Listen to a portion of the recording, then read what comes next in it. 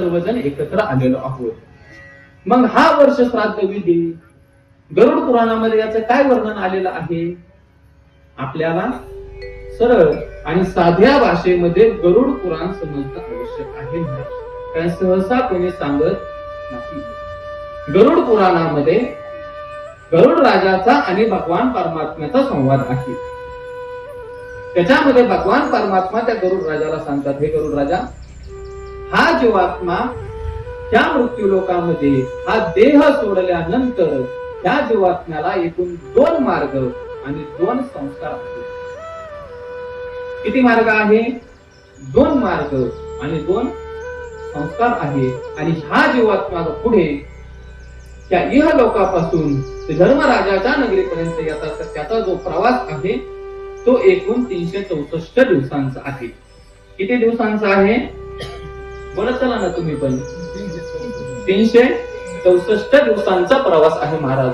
आपण कधी कधी काय करतो बघा, आपण कधी कधी 5.5 महिना विधी घालतो, बरोबर का नाही? आपण 5.5 महिना विधी करतो, परंतु धर्मशास्त्राने 5.5 महिना विधी सांगितलेला नाही. समजा एखादं कार्य असेल, मग काय करायचं?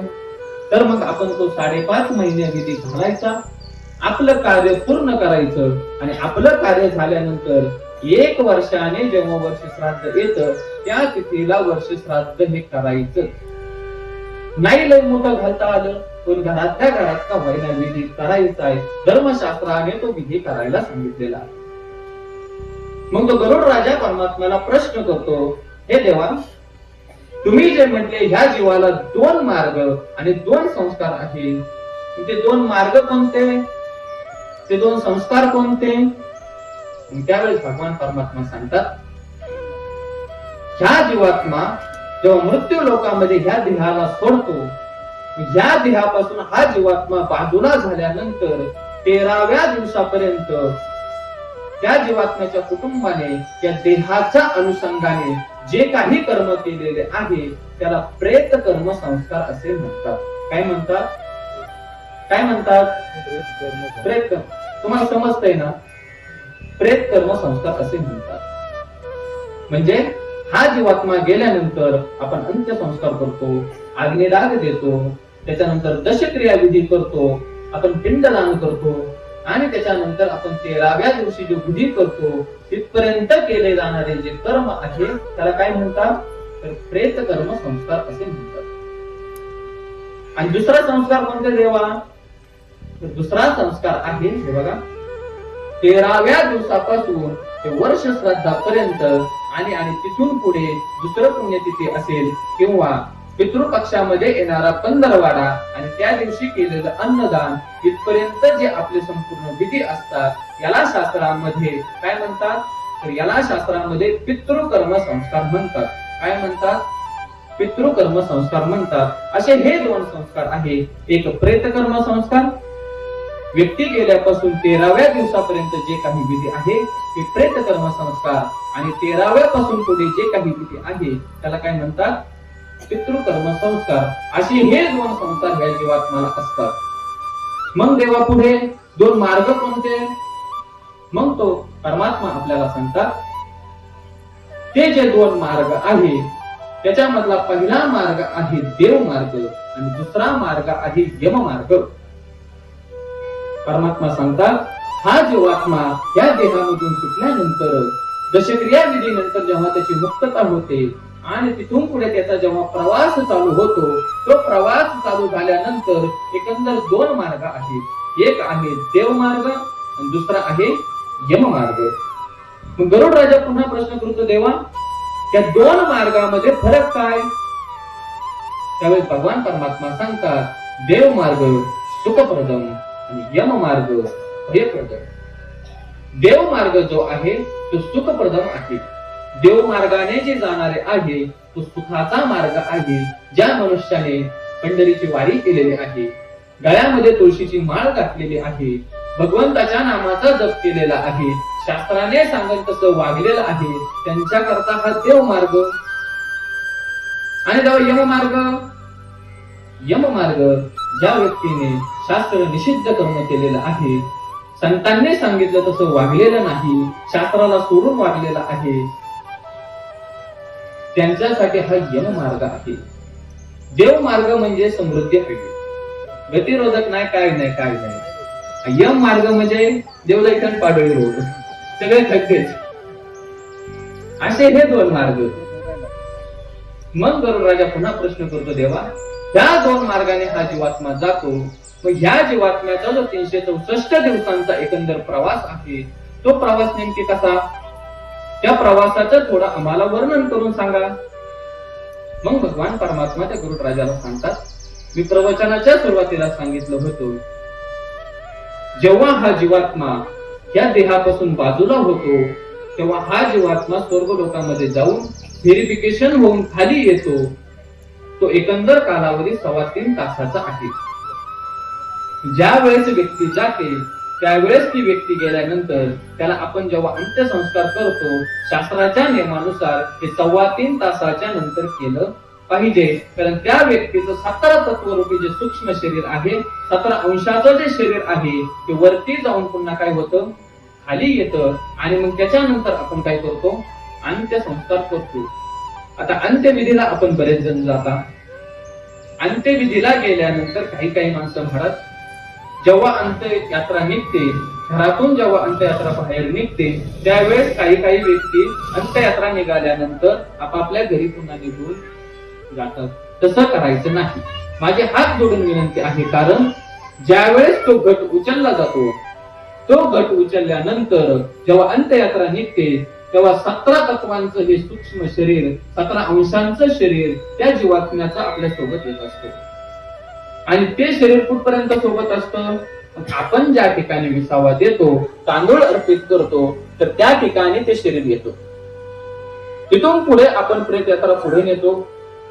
प्रेत यात्रा पुढे नेल्यानंतर आपण सरणावर ठेवतो, संपूर्ण विधी करतो. आणि मग आपण काय करतो, आपण त्या ठिकाणी एक मडकं घेतो, जो अंड्याला घट आहे तो घट घेतो. आणि त्या घटाला आपण काय करतो, त्याच्यामध्ये पाणी भरतो. आणि त्याला आपण काय करतो, सर्वप्रथम एक छिद्र पाडतो.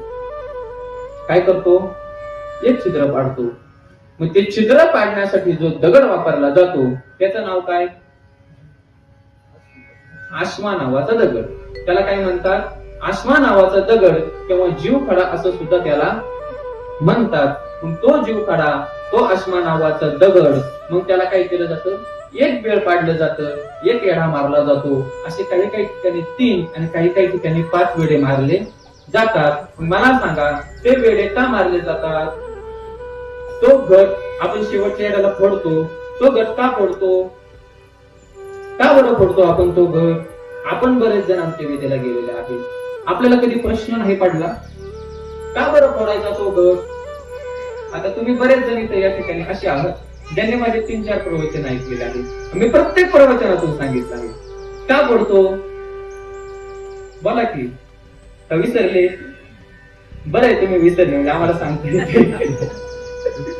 का फोडायचा तो घट. तर ऐका, तो घट म्हणजे आपलं हे पंचभूताचं शरीर आहे. आणि त्या घटामधलं पाणी म्हणजे आपलं प्रारब्ध कर्म आहे. ते घट फोडण्याचं प्रतीक हे असं आहे. तो घट फोडल्यानंतर असं दर्शवलं जातं की बाबा, तुझं प्रारब्ध कर्म शिल्लक होतं, तुझं आयुष्य शिल्लक होतं, तू आता जगला, परंतु तुझं आयुष्य संपलं, आता इथून पुढे तू तुझ्या मार्गाला जा. याचं प्रतीक म्हणून काय केलं जातं, तो घट फोडला जातो. आणि मग तो घट ज्या दगडाने फोडला जातो, शास्त्र असं सांगतं की तो दगड त्रिकोणी आकाराचा असावा आणि कुचीदार असावा. आणि मग तो दगड, तो आश्मा नावाचा दगड, त्या आश्मा नावाच्या दगडावर आपलं हे 17 तत्वाचं 17 अंशाचं शरीर काय करत असतं, त्या ठिकाणी वास करीत असतं. कारण की त्याचं अधिष्ठान शरीर गेलेलं असतं, म्हणून त्याला अधिष्ठान तो काय असतो, जीवखडा असतो, तो आश्मा नावाचा दगड असतो. मग माझा आपल्याला सर्वांना प्रश्न असा आहे, आपण तो जीवखडा, तो आश्मा नावाचा दगड अंत्ययात्रा झाल्यानंतर घरी आणतो का तिथेच ठेवतो? काय करतो आपण? घरी आणतो. शास्त्र असं सांगतं की तो जीवात्माचा दगड, तो जीवखडा लाल कपड्यामध्ये गुंडाळून घरी आणावा. आणि घरी आणल्यानंतर त्या जीवखड्यावर, त्या आश्मावर आपण काय करायचं, तर पितृस्नानाने म्हणजे या अंगठ्याने काय करायचं, 10 दिवस पाणी अर्पण करायचं. याने पितर संतुष्ट होतात आणि आपल्याला काय करतात, आशीर्वाद देत असतात. त्याच्यामुळे तो जीवखडा घरी आणून त्याला पितृस्नानाने पाणी घालायचं. असा तो जीवखडा, असा तो जीवात्मा, आणि त्या जीवखड्यावर 17 तत्वाचं शरीर काय करत असतं, दशक्रिया विधीपर्यंत काय करीत असतं, वास करत असतं. 10 दिवस तो जीवात्मा कुठेच जात नाही. त्याचं जे घर आहे त्या घरीच राहतो, त्या अश्मा नावाच्या दगडावर राहतो. आणि मग तिथून पुढे आपण दशक्रिया विधीच्या दिवशी पिंडदान करतो. 3 पिंड आपण बनवतो. त्यातलं मधलं पिंड आहे लिंगपिंड. ते लिंगपिंड आपण ज्यावेळेस प्रवाहित करतो, अश्मा नावाच्या दगडावर प्रवाहित करतो, त्यावेळेस तिथून पुढे त्या जीवात्म्याचा 364 दिवसांचा प्रवास काय होतो, सुरू होतो. तिथून पुढे त्या जीवात्म्याचा प्रवास सुरू होतो. मग ते लिंगपिंड आपण प्रवाहित करायचं. जशी क्रियाविधीच्या दिवशी ते पिंड प्रवाहित केल्यानंतर त्याचा पुढचा प्रवास काय होतो, सुरू होतो. असा एकंदर विधी आहे. आणि मग तो प्रवास किती दिवसाचा आहे. आता आपण या ठिकाणी वारकरी आहेत. आपल्याला समजा इथून पंढरपूरला जायचं म्हणजे तर किती कालावधी लागतो, किती कालावधी लागतो, 15 ते 20 दिवस. जरा साधारणतः 15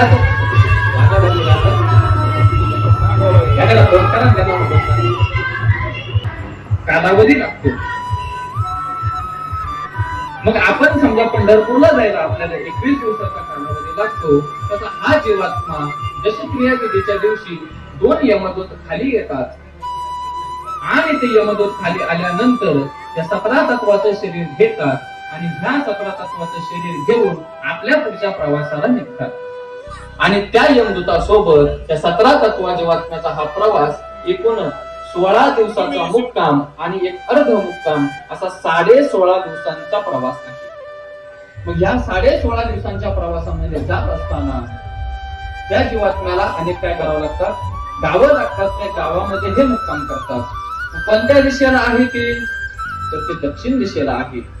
कोणतं गाव आहे, तर हा जीवात्मा यमदूतासोबत निघाल्यानंतर पहिलं जे गाव लागतं तर ते कोणतं गाव आहे, तर ते सौम्यपूर गाव आहे.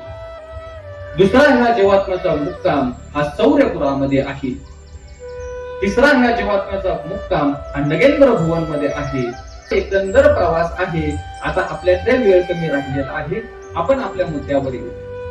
ह्या जीवात्म्याचा हा प्रवास सुरू झाल्यानंतर हा जीवात्मा म्हणजे जसं की आज भाऊंला जाऊन किती दिवस झाले, 1 वर्ष झाले.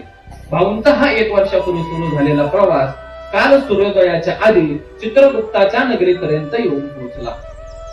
चित्रगुप्ताच्या नगरीपर्यंत येऊन पोहोचल्यानंतर भाऊंचं हे 17 तत्वरूपी शरीर आहे. त्या शरीरासोबत 2 यमदूत आहेत. त्या चित्रगुप्ताच्या नगरीमध्ये एक कर्म काउंटर आहे.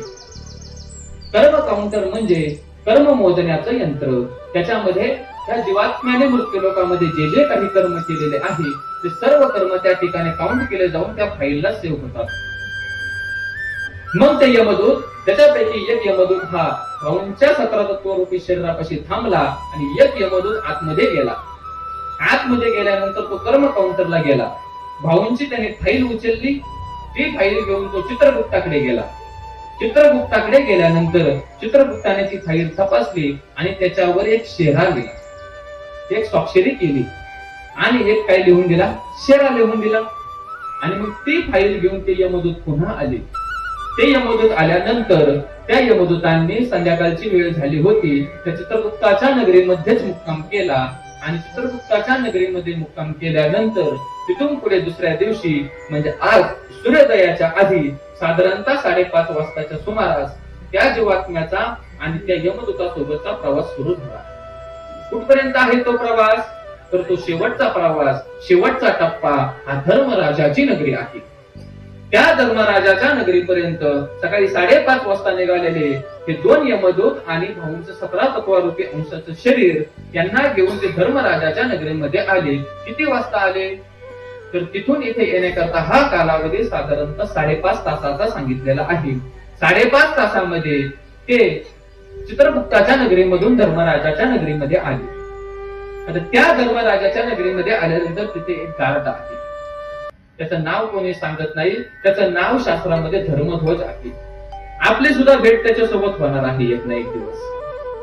तो धर्मध्वज, त्या धर्मध्वजाकडे गेल्यानंतर तो फाईल तपासतो आणि त्या फाईलनुसार तो आपल्याला पुढे जाण्याची अनुमती देतो.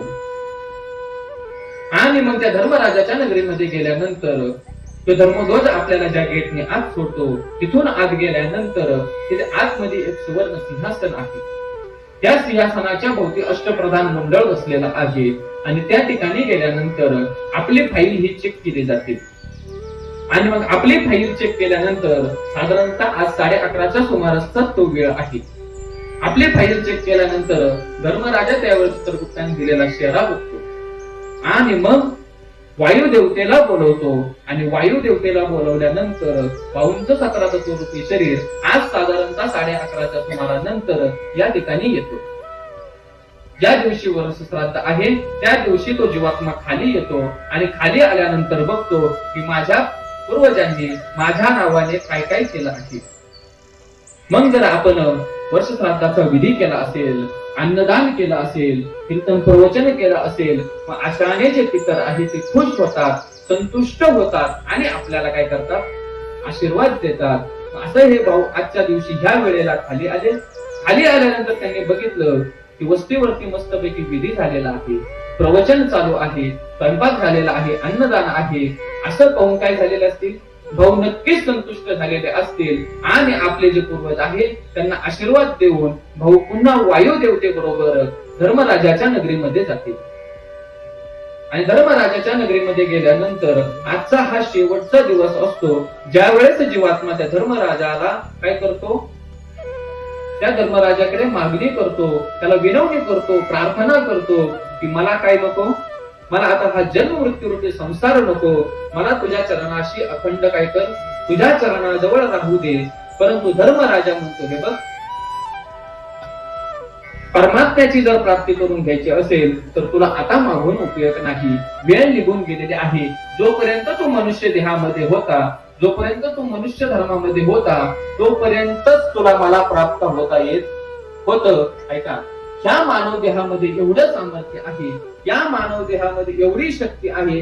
हा मानव देह जर योग्य कर्माच्या गतीने आपण लावला, सत्कर्माचं आपण आचरण केलं, संतांच्या संगतीत राहिलो, संत सांगत तसे आपण वागलो, तर या मानव देहामध्ये, या मानव जन्मामध्ये जीव न राहता शिव होतो, नराचा नारायण होतो, ब्रह्म होतो. नरदेह निधान लागले हाती, उत्तम सार उत्तम गती, देवची होईन म्हणती ते होती, तरी का चित्ती धरेना.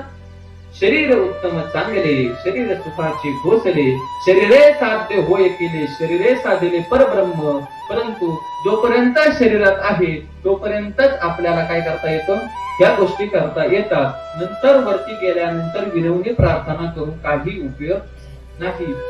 धर्मराजाच्या नगरीमध्ये गेल्यानंतर आज सूर्यास्तापर्यंत ही विनवणी करता येते. आज सूर्यास्त झाल्यानंतर दुसऱ्या दिवशी काय होतं, दुसऱ्या दिवशी तो धर्मराजा त्या जीवात्म्याचे एकूण 3 भाग करतो. पहिला भाग हा प्रकृती आपल्यामध्ये सामावून घेते, दुसरा भाग हा पितृलोकामध्ये जातो. आता पितृलोक म्हणजे काय, तर इथून मागची आपली जी कुळ परंपरा आहे त्यांचे सुद्धा असे 3 भाग झाले.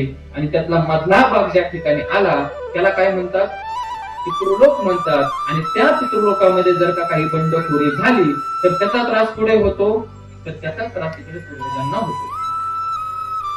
त्या ठिकाणी बंडखोरी होऊ नये, पितर संतुष्ट राहावे म्हणून आपल्याला काय करायचं आहे, तर पितृलोकाचे जे स्वामी आहेत त्यांना संतुष्ट करायचं आहे.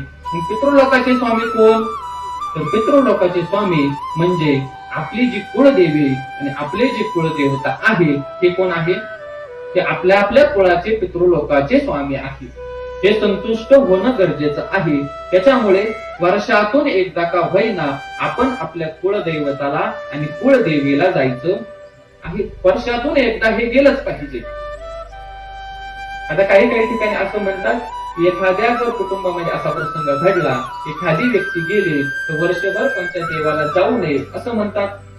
परंतु मी पुढे जाऊन सांगतो, एखाद्या आपल्या घरामध्ये जर असा प्रसंग घडला तर आपण 1 वर्षाच्या आत कुठं जायचं आहे? आपल्या कुळदैवताला आणि कुळदेवीला जायचं आहे. असं केल्यानंतर आपले पितर संतुष्ट होतात आणि आपल्याला पितृदोष लागत नाही. मग 1 वर्षानंतर आपण कुठे जायचं आहे? कुळदेवाला जायचं आहे. आणि ते कसं जायचं आहे? तर महाराज ते जोडीनं जायचं आहे. आजकाल माणसं आपण जर पाहिलं तर जोडीने जायलाच तयार नाही. एकटेच निघायचं. पोरं ट्रिप करतात, गाडी भरतात, जातात. महिला घरीच गुरांची धारा काढायला. तर तसं नाही करायचं.